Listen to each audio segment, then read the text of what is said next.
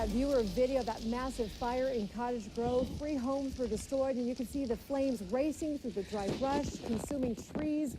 Neighbors with buckets trying to keep it from spreading there.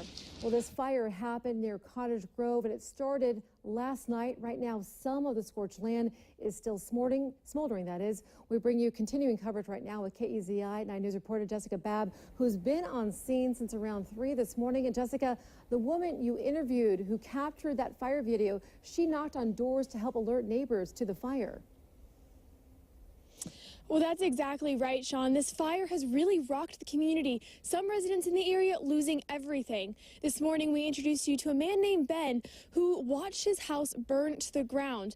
Now we're going to hear from that woman that you just mentioned who helped save his life. Michelle Ellertson is a home inspector and was in the area for work. She says she saw smoke coming from the opposite direction and then decided to check it out just to make sure everyone was okay.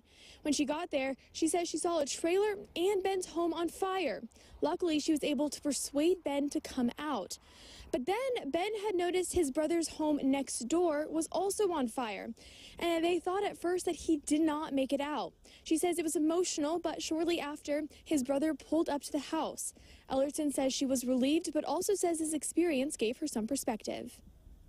It spread so fast, and like the house to the right of where the man lived, it looked like it was going to be fine. The fire went through the front, and then in the evening I went up just to check and make sure everybody was okay, and realized that it had come behind and got that house as well. So, I mean, you really need to take a look at your property and your emergency procedures. And I mean, I thought, what if my kids were home alone or something? It happened so fast.